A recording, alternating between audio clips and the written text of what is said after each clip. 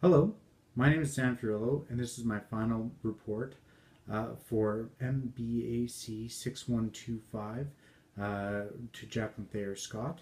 The report I did was on Costco Wholesale Club. Costco is a company that started in 1983 near Seattle, Washington, with a single wholesale club. They started with a simple philosophy, which was to provide quality products at absolutely low prices. They did this by restricting their markup, limiting the range of products to maximize their economies of scale, and by implementing super efficient supply chain management.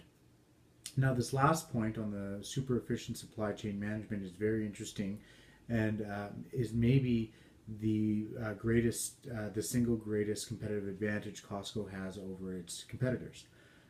Their supply chain management system is based on something called a cross dock depot, where trucks bring in goods from suppliers already on pallets. Those pallets are then unloaded in the depot via forklift. Pallets are then loaded, arranged by demand of retail stores, loaded onto outgoing trucks via forklifts. Once those outgoing trucks get to the stores, those pallets are then unloaded in store by forklift again, where they're placed in store and even on display right there on their pallets. Theoretically, a Costco employee might not even touch a product from the supplier until a customer brings that to a cashier. Now, what this does is this maximizes efficiency of the supply chain management by minimizing the amount of interaction any single Costco employee has with the product. these uh, these management techniques has helped grow Costco today to over 670 stores worldwide, over $110 billion in annual sales, and making it the second largest retailer in the world. It's second only in size to Walmart. It's hard to imagine such a mega organization having any threats or any problems, but of course, always are barriers and challenges to overcome in business. For example, one such threat to Costco is that they could experience slower growth in their North American market if and when their North American market becomes saturated with wholesale clubs and and supercenters. Saturated market leads to lower growth. So how could Costco potentially combat lower growth to ensure business stability?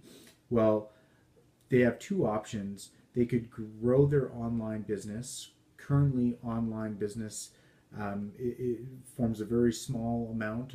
As I mentioned, right now, Costco has approximately $110 billion in annual sales. Online makes up about $3 billion of those sales. So about 1%. They could invest in, and they are investing in partnerships with people like Google Express, Alibaba, to bring their online products to new markets, and they're investing in their online infrastructure with their improved web apps to ease the online transactions. However, perhaps what is a better option yet is growing internationally. Currently, Costco operates in 9 countries, including the United States, which is a fairly limited international reach.